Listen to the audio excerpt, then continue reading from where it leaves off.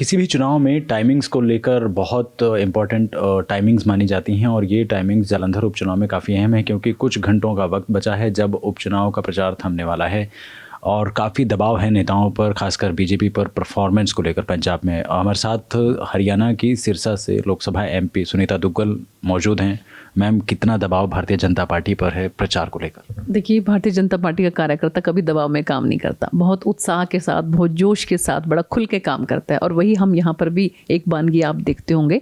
कल आपने जो रोड शो देखा होगा, जिस तरह का ढोल नगाड़े के साथ और पूरा झंडा बुलंद करते हुए हमारे सभी कार्यकर्ताओं ने, और लोकल जो यहाँ का कार्यकर्ता है, जो लोकल यहाँ का नागरिक है, उन्होंने उस रोड शो के अंदर पार्टिसिपेट किया और जोश के साथ, उत्साह के साथ। तो मुझे लगता है कि दबाव का तो कहीं सवाल ही पैदा नहीं होता। आप मैम जालंधर आई हुई हैं बीजेपी के प्रचार के लिए। अमूमन हम जो टीवी डिबेट्स में फ़ाइट देखते हैं वो पंजाब और हरियाणा में अनबन को लेकर देखते हैं, आपकी बन रही है यहाँ पर? हाँ, बिल्कुल बिल्कुल, इसमें कहीं कोई दो राय नहीं। देखिए, मुझे लगता है कि हमें आपस में एक दूसरे स्टेट से सीखना चाहिए। हम लोग जो हैं, कोई समय होता था कि पंजाब सूबा जो है वो इतना समृद्धशाली था कि हम हरियाणा वासी बहुत सीखते थे कि यहाँ के लोग जो हैं वो कितना आपस में प्यार प्रेम से, भाईचारे से रहते हैं। हमें ये सब सीखना चाहिए। लेकिन मुझे लगता है कि जो सरकारें यहाँ पर रही, उन्होंने आम जनता के मन में इतना यहाँ पर भय और इतना भ्रष्टाचार जो है ये सब फैला दिया कि यहाँ की आम जनता जो है वो अब जो है त्रस्त है यहाँ की सरकार से। अब जो सरकार यहाँ बनी है, सिर्फ 1.5 साल हुआ है, उससे भी उसके भ्रष्टाचार से, लॉ एंड ऑर्डर की सिचुएशन से मुझे लगता है कि त्रस्त है।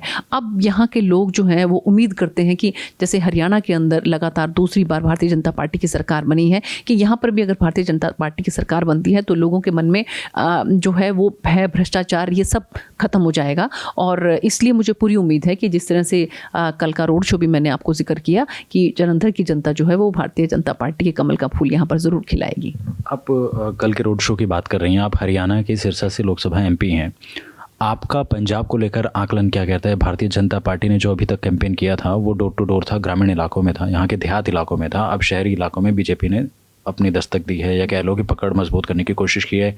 उपचुनाव को लेकर आपका आकलन बीजेपी के लिए क्या कह रहा है? और क्योंकि ये आकलन इसलिए भी मैं सवाल पूछ रहा हूँ, अगले साल इसी महीने में लोकसभा का चुनाव भी है, आप पर भी एक जिम्मेदारी हरियाणा के लिए भी है, और पंजाब को भी लेकर आपका एक्सपीरियंस क्या कहता है पंजाब में बीजेपी को भविष्य को लेकर?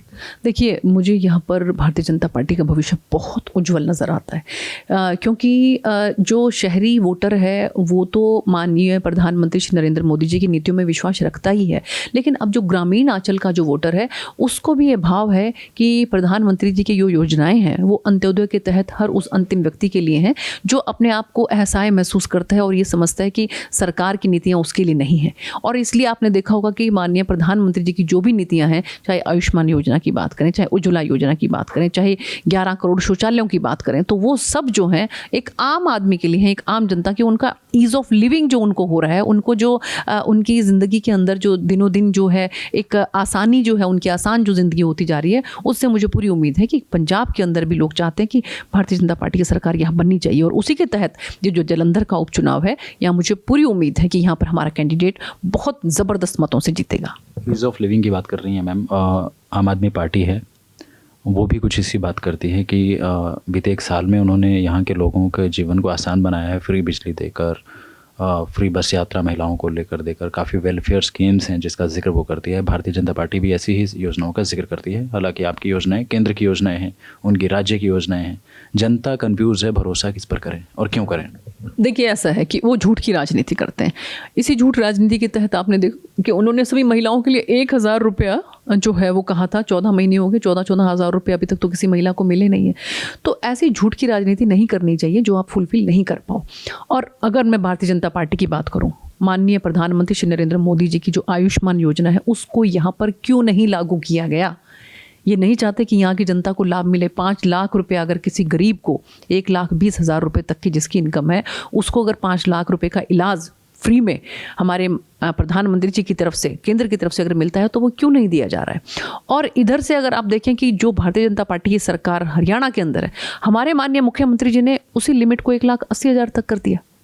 तो ये अब आप ये बताएं कि ये यहाँ पर झूठ की राजनीति कर रहे हैं या कि भलाई की राजनीति कर रहे हैं। तो इसलिए मैं आपको आपके माध्यम से विश्वास दिलाना चाहती हूँ कि भारतीय जनता पार्टी के कैंडिडेट को यहाँ से अगर जिता के भेजते हैं और यहाँ पर डबल इंजन की सरकार अगर बनती है आने वाले समय में, तो जो है आप देखेंगे बहुत अंतर महसूस करेंगे।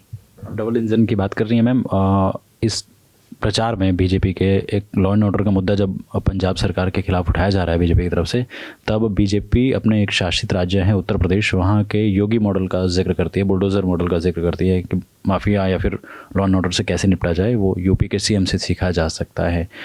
2024 में प्रधानमंत्री के बाद क्या योगी आदित्यनाथ एक बड़ा ब्रांड वैल्यू हो गया है बीजेपी के लिए कि पूरे देश में आपको योगी का नाम इस्तेमाल करना पड़ रहा है?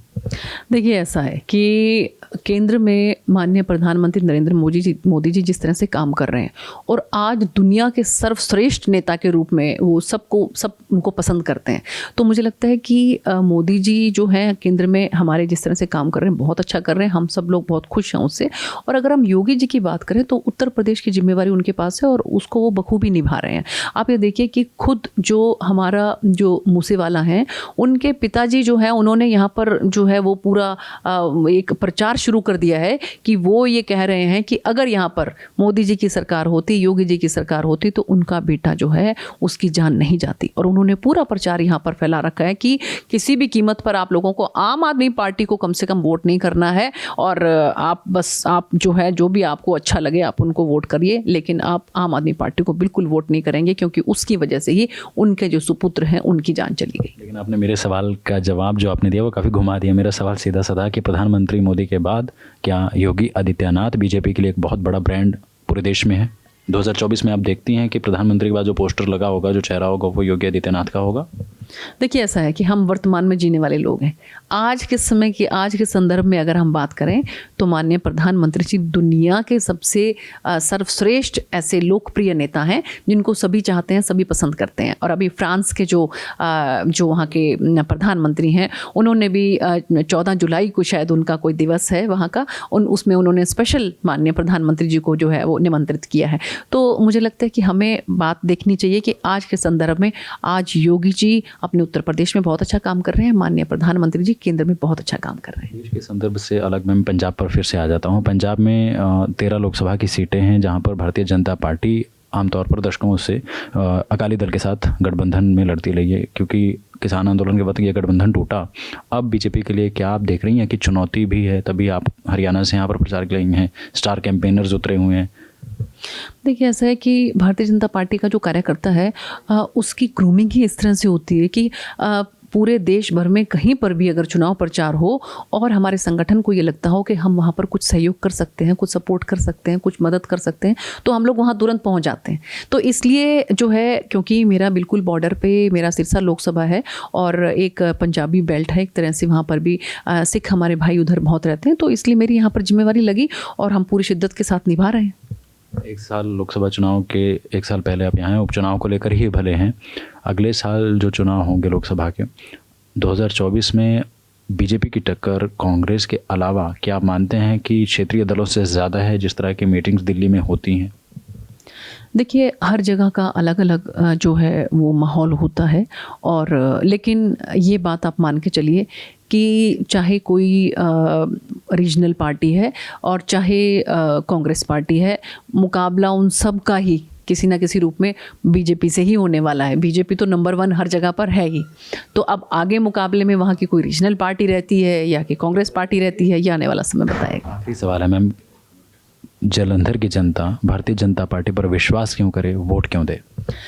जालंधर की जनता से मैं ये आग्रह करना चाहती हूँ कि उन्होंने अकाली पार्टी के कैंडिडेट्स को भी देख लिया, यहाँ पर उन्होंने आम आदमी पार्टी के राज को भी देख लिया, कांग्रेस पार्टी की सत्ता को भी देख लिया। तो अब उनके पास सिर्फ 10-11 महीने के लिए ये मौका है कि एक मौका वो अगर भारतीय जनता पार्टी के कैंडिडेट को यहाँ से दे के देखते हैं तो आप ये देखेंगे कि 10 महीने के अंदर अंदर ही जो एक सांसद को एक इलाके में करना चाहिए वो सब वो काम करके हमारा कैंडिडेट दिखाएगा। और माननीय प्रधानमंत्री श्री नरेंद्र मोदी जी खुद भी हर सांसद की रिपोर्ट कार्ड जो है वो अपने पास रखते हैं और उनको समय समय पर ताकीद करते रहते हैं कि क्या क्या उनको और करना चाहिए उनके इलाके में। तो मुझे उम्मीद है कि अगर जालंधर की जनता विश्वास करते हुए भारतीय जनता पार्टी के कैंडिडेट को यहाँ से जिता के भेजती है तो सिर्फ 11 महीने का उनके पास समय है। अगर उनको लगे कि ये काम सही नहीं कर रहे हैं तो जनता जनार्दन है, 10-11 महीने के बाद जो निर्णय वो लेना चाहेगी वो हमारे सर माथे है। शुक्रिया।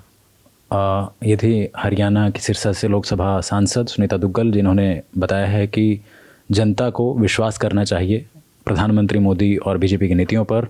ये दबाव भी हो सकता है क्योंकि अगले साल लोकसभा का चुनाव है, इस उपचुनाव के बाद परफॉर्मेंस का दबाव है। यही वजह है कि स्टार कैंपेनर्स मैदान में हैं बीजेपी के, जीतते हैं यहाँ पर बीजेपी, तो जाहिर तौर पर अगले साल जो 13 लोकसभा सीट है उस पर भी बीजेपी को रिपोर्ट कार्ड जनता को दिखाना होगा और जनता को समझाना होगा कि क्या कुछ उन्होंने यहाँ पर जालंधर में किया है। कैमरामैन देवेंद्र के साथ मैं सुभाष चंद्र, दैनिक सवेरा टीवी, जालंधर।